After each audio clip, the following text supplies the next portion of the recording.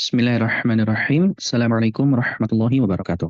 Innal hamdalillah nahmaduhu wa nasta'inuhu wa nastaghfiruh wa na'udzu billahi min syururi anfusina wa min sayyiati a'malina. May yahdihillahu fala mudilla lah wa may yudlil fala hadiyalah. Asyhadu an la ilaha illallah wahdahu la syarika lah wa asyhadu anna Muhammadan 'abduhu wa rasuluh. Rabbi shrah li sadri wa yassir li amri wahlul 'uqdatam min lisani yafqahu qawli. Amma ba'du. Alhamdulillah, ini adalah kelanjutan dari praktik kita yang insya Allah kita coba ada di surat An-Nisa ya latihannya. Nah, di surat An-Nisa ini di satu halaman ayat 1 sampai ke 6 cukup panjang ya per ayatnya. Ada yang 2 baris, ada yang lebih dari itu. Maka insya Allah kita akan coba untuk praktik bagaimana memotong ayat-ayat tersebut. Dan tentu proses pemotongan ini kita ambil dari kaidah dasar bahasa Arab. Kenapa harus pakai kaidah dasar bahasa Arab? Karena Al-Quran itu kan berbahasa Arab. Otomatis untuk bisa memotong ayatnya, kita menggunakan kaidah dasar bahasa Arab, selain juga nanti kita gunakan rumus-rumus yang para ulama kita rahimahullah sudah buat. Seperti misalnya kalau di ayat 1, ada 2 rumus yang para ulama kita eh, simpan di situ, ada tanda jim dan ada juga tanda qola. Yang artinya di tanda jim atau tanda qola itu kita bisa berhenti. Tapi untuk sampai ke jim itu kan masih lumayan cukup panjang ya. Jadi kita bisa potong kurang dari itu menggunakan kaidah dasar bahasa Arabnya. Dan kalau yang belum terlalu memahami kaidah bahasa Arabnya bisa simak aja.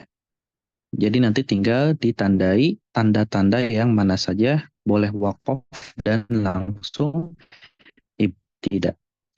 Nah, di surat An-Nisa ini, di satu halaman ini, dari ayat 1 sampai 6, ini ada 2 tema. Tema pertama di ayat 1, jadi ayat 1 tema tersendiri, kemudian ayat 2 sampai ayat 6 itu tema yang lain. Nah, ini ketika kita tahu tafsirnya, ketika kita merujuk pada buku-buku tafsir, kita jadi tahu dalam satu halaman ini ternyata ada 2 tema. Dan kalau kita perhatikan di ayat 1 tidak ditandai dengan ain. Kenapa? Karena ain itu memuat beberapa tema. Seperti itu. Nah, bismillah kita coba. Ini karena tanda jimnya ada di baris kedua, maka kita coba potong yang ada di baris pertama. Karena di baris pertama ini cukup panjang dan ada beberapa poin yang bisa kita jadikan alternatif. Nah, kita mulai coba. Bismillahirrahmanirrahim. Nah, ketika kita misalnya nafasnya cuman cukup sampai di kata ini, ya ayyuhan nasu taqu rabbakumul ladzi khalaqakum. Nafas kita cuman cukup sampai di situ misalnya. Bagaimana cara kita mengulang? Nah, kalau kita lihat, bagi yang sudah bisa bahasa Arab pasti tahu, khalaqa itu adalah fi'il. Nah, tapi kita tidak boleh memulai di situ.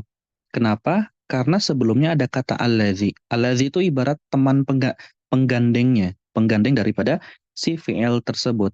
Jadinya penggandeng ini nggak bisa kita pisahkan. Nah, ini sebabnya di pertemuan-pertemuan sebelumnya saya sampaikan bahwa terkadang fi'il itu juga nggak bisa langsung dijadikan patokan di situnya. Tapi kita harus lihat secara keseluruhan dari sisi maknanya, dari sisi bahasa-bahasa Arabnya agar tetap sesuai dengan kaidahnya. Nah, jadi kita mengulangnya dari kata allazi. Allazi khalaqakum min nafsin wahidah. Nah, kita wakaf di situ. Nah, ketika wakaf di situ kita langsung lanjut ke wa khalaqa. Wa khalaqa minha zawjaha wa batha minhuma rijalan katsiran wa nisaa. Nah, itu kan tanda jim, berarti kita berhenti di kata nisa. Tapi kalau ternyata kita nggak kuat sampai nisa, maka kita bisa potong lebih pendek. Wa khalaqa minha zawjaha wa batha minhuma. Nah, kita wakaf di situ, tapi jangan langsung mulai dari rijala. Jangan juga mulai dari minhuma, tapi mulainya dari kata wabatha. Wabatha minhuma rijalan katsiran wa nisaa. Seperti itu. Nah, kalau udah tanda jim berarti tandanya kita boleh langsung lanjut ke kata berikutnya. Wattaqullah. Wattaqullaha alladzi tasaaluna bihi wal arham. Nah, di sini alhamdulillah cukup pendek dan ada tanda qala yang dibuat oleh para ulama kita rahimahumullah. Jadi kita berhenti di situ. Innallaha kana 'alaikum raqiba. Langsung lanjut ke akhir ayat pertama. Nah, seperti itu proses pemotongan yang ada di ayat pertama. Jadi kalau kita nggak kuat sampai eh, wahidah, kita berhenti di khalaqakum, nanti ulang lagi dari allazi khalaqakum sampai wahidah, kemudian lanjut dari wa khalaqa minha. Kalau kuat sampai wanisa'a, alhamdulillah. Kalau nggak kuat berarti potong di minhuma, dan nanti ulang lagi dari wabassa. Wabassa minhuma rijalan katsiran wa nisa'a. Kemudian lanjut dari wattaqullaha allazi tasaaluna bihi wal arham innallaha kana 'alaikum raqiba. Nah, seperti itu. Nah, di sini jadi penting sekali ya untuk kita tetap memperhatikan di mana saja poin-poin kita wakaf, di mana juga poin-poin kita memulai kembali atau ibtida'nya. Karena seperti yang kita bahas di video sebelumnya bahwa ketika kita salah ibtida, salah memulai kembali, maka itu akan menyebabkan perubahan dari sisi maknanya. Nah, kita lanjut ke tema berikutnya. Tema yang kedua dimulai dari ayat yang kedua. Wa atul yatama amwalahum wa la tatabaddalul khabitha bit-thayyib. Nah, di situ ada rumus yang para ulama kita rahimahumullah sudah buat, jadi kita bisa berhenti di situ. Bit-thayyib.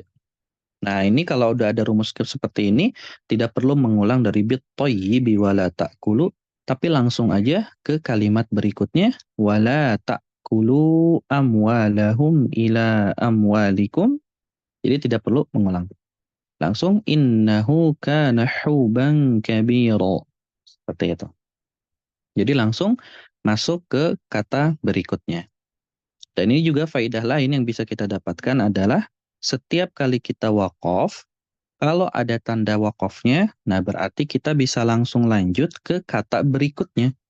Seperti tadi, wala tatabaddalul khabitha bit-thayyib. Nah, tidak perlu mengulang bit-thayyibi wala ta'kulu. Kenapa nggak perlu mengulang dari bit-thayyibi? Karena bit-thayyibi ini kepunyaannya wala tatabaddalul khabitha, bukan kepunyaannya wala ta'kulu. Jadi kita nggak bisa menggabungkan yang bit-thayyibi dengan wala ta'kulu. Karena yang wala ta'kulu itu kalimat tersendiri. Jadi jangan sampai digabungkan. Nah, itu salah satu poin penting yang harus kita perhatikan dalam memulai atau memotong kalimat-kalimat yang ada di dalam Al-Quran. Nah, insya Allah kita lanjut lagi nanti di pertemuan berikutnya. Wallahu a'lam. Assalamualaikum warahmatullahi wabarakatuh.